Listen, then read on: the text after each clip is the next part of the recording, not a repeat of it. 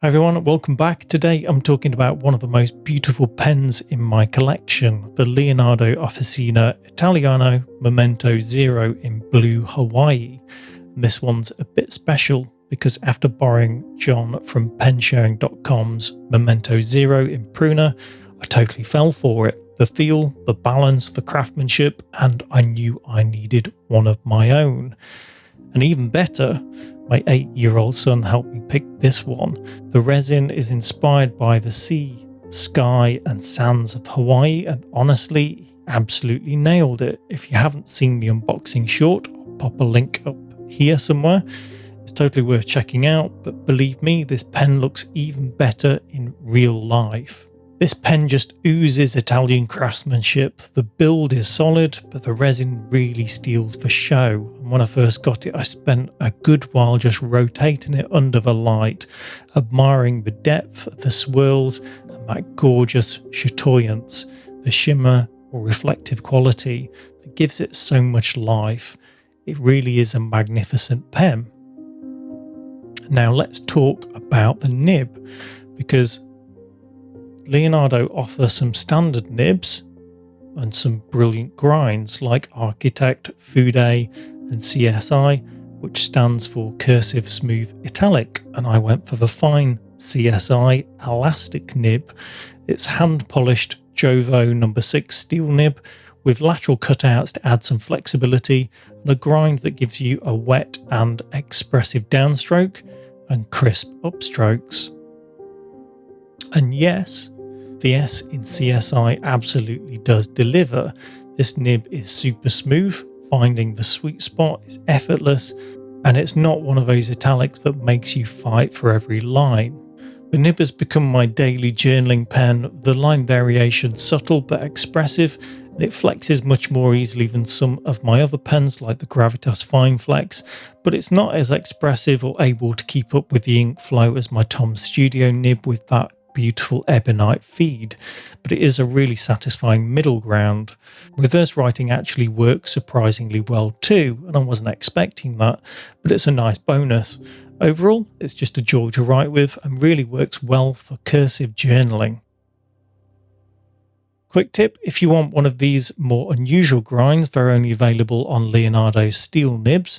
The 14K gold nibs are great, but they only come in the standard sizes at the moment. If you're ordering, grab an extra nib unit at the same time because Leonardo sells them separately, but it will save you a second shipping fee.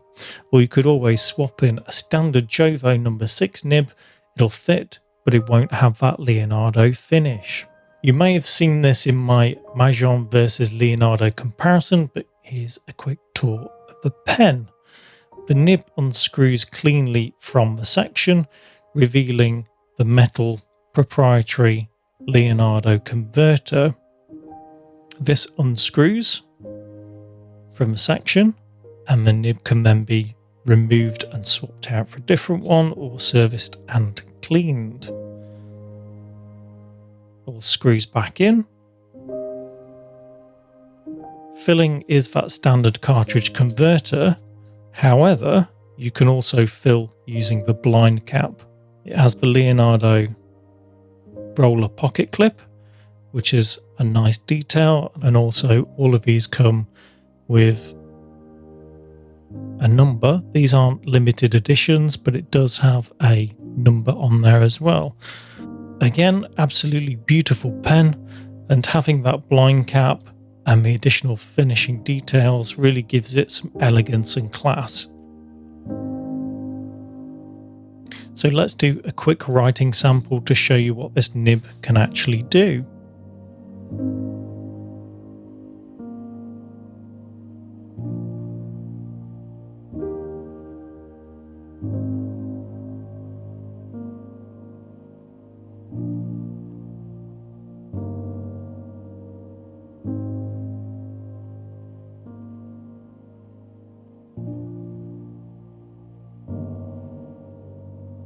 Downstrokes and cross strokes without pressing on, and then pressing on, flexing the nib as much as I dare. Really, you can see the difference in line variation there.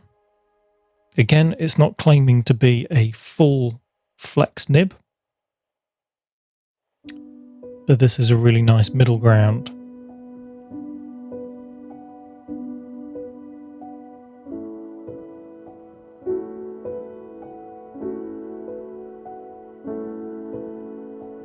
I'm pressing down for some flex again.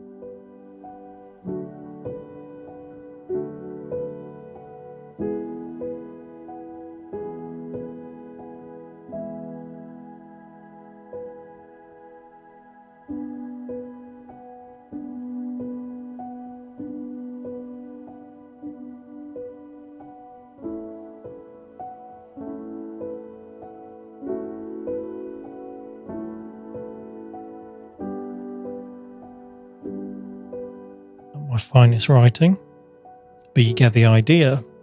So my final thoughts, I definitely recommend it. The Momento Zero has great design, excellent build, and the nib options are excellent. I've tested all of the standard nibs and they're all fantastic. The custom grinds cost a little bit more, but for me this Elastic CSI was totally worth it. Let me know what you think. Have you tried any of the Leonardo nibs? Any favourite grinds? And if you haven't already, check out my Majoran M800 versus Leonardo comparison. Hit like and subscribe if you're into pens and inks, and I'll see you in the next one.